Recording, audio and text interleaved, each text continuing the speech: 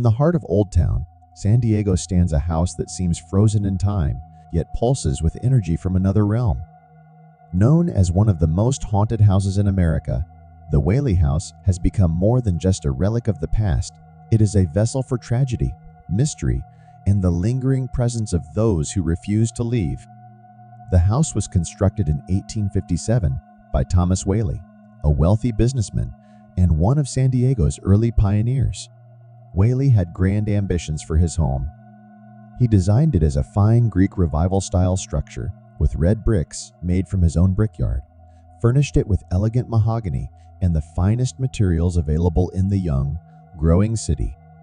He wanted it to be not only a residence for his family, but also a center of commerce and society. The home would include a general store, a courtroom, and a theater space, all under one roof. But what he didn't account for was the land beneath his feet and the dark past that refused to be buried. Before Whaley laid the first brick, the land was the site of public executions. In 1852, just 5 years before construction began, a man named James Yankee Jim Robinson was hanged there after being convicted of attempted grand larceny. His hanging was poorly conducted. Yankee Jim was tall, and the makeshift gallows were not high enough to accommodate him properly.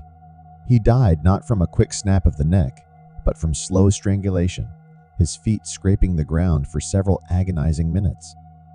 Ironically, Thomas Whaley was present at the execution. Despite witnessing the gruesome death, he later purchased the very land where it occurred. Many have since questioned that decision. Some say the land was cursed. Others say Whaley didn't believe in such things. But shortly after moving in with his wife, Anna, and their children, eerie and unexplained events began to occur. They heard disembodied footsteps echoing throughout the halls. Doors creaked open on their own. Objects moved without explanation. Cold spots appeared even on warm summer days. Whaley initially dismissed these occurrences, but soon the events intensified and could no longer be ignored. Then came tragedy. In 1858, just 1 year after settling in the house, Thomas and Anna's youngest son, Thomas Jar, died from scarlet fever at only 18 months old. The family was devastated. Around the same time, a fire broke out and destroyed much of the general store that had been set up on the first floor of the house. Grief-stricken and discouraged, the Whaleys left the house and moved to San Francisco, hoping for a fresh start. They remained away for nearly a decade. But in 1868, Thomas returned to San Diego and restored the house. The family moved back in, and Thomas reopened the commercial portions of the property. He even rented out parts of the building to be used as a theater and courthouse. At times, the Whaley House buzzed with activity, playing host to court trials, plays, and community meetings. But underneath it all, the darkness remained. One of the most chilling tales surrounding the Whaley House centers on the tragic story of Violet Whaley, the couple's second daughter. In 1882, Violet married a man named George Bertolacci. Unfortunately, Bertolacci was a con man. He abandoned Violet shortly after the honeymoon, leaving her humiliated and emotionally shattered. In that era, divorce was not only scandalous, it was seen as disgraceful, especially for a young woman of high social standing. Violet returned to the Whaley House, her spirit broken, her hope gone. 2 years later, in 1885, she walked into the backyard of the house and shot herself in the chest with her father's pistol. She died after several excruciating hours. In her suicide note, she quoted a melancholic poem about sorrow and despair. She was only 22. The tragedy deeply affected the Whaley family and would leave a lasting imprint on the home. Visitors to this day report hearing a woman sobbing in the upstairs bedrooms. Others see a female apparition gazing out the window, lost in thought. Many believe it is Violet, her tormented soul unable to find peace. The Whaley House also housed other family members during its long history, and their spirits are said to remain. Thomas and Anna Whaley themselves are often seen inside the home.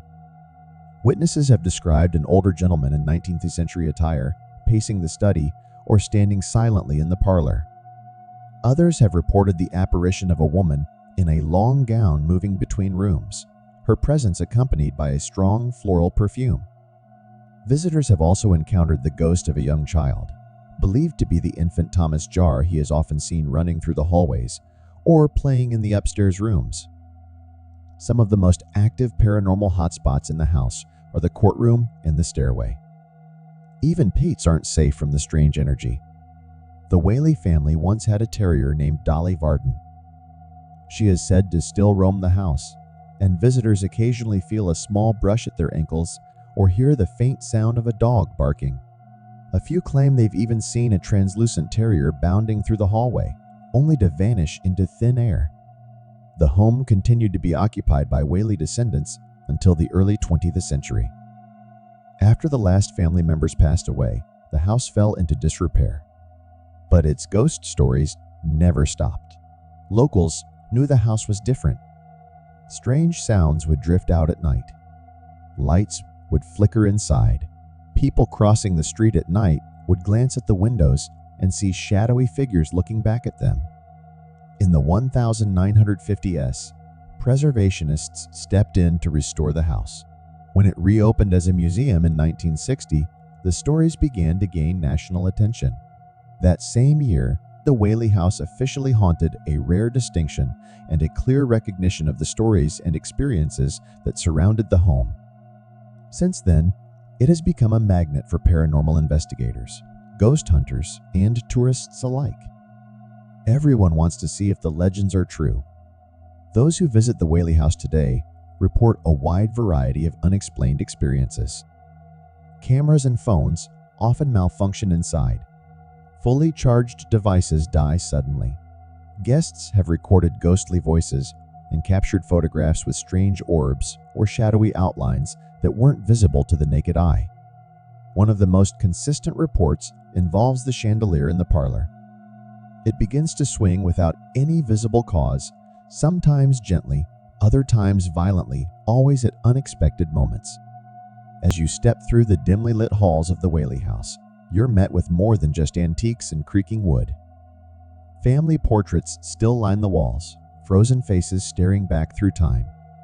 The period furniture remains carefully arranged, and the old courtroom setup seems ready to resume proceedings at any moment. The faint scent of age lingers in the air, as if the walls themselves breathe with memory. But beyond what you can see is what you can feel: an invisible weight pressing down, a shift in temperature, a quiet sense that something or someone is near. There are whispers, barely audible, as if carried on an unseen breeze. Some say they hear footsteps pacing the upstairs hallway when no one is there. Others report a presence behind them, eyes that watch but never blink. It's as if the past clings to the fabric of the house, refusing to let go. These aren't mere ghost stories. They're sensations, experienced by thousands who have walked these same creaking floors. Even the skeptics pause, unsettled by the energy in the rooms. The Whaley House doesn't try to scare you with theatrics. It simply is what it is, a place where time has fractured, where echoes of sorrow and love have layered themselves into the very walls. Whether or not you believe in spirits, there's no denying the strange stillness that hangs heavy in the air. The house doesn't ask for belief. It demands respect. It reminds us that some places don't forget. That history, when painful enough, leaves a mark that no renovation can erase. Some say it's haunted. Others call it cursed. But one thing is certain: it is alive with memory. If you ever find yourself in San Diego standing before the weathered bricks of the Whaley House, pause for a moment. Look up at the dark windows. Listen to the silence. And know this: the house may welcome you in, but what's waiting inside may not be entirely from this world.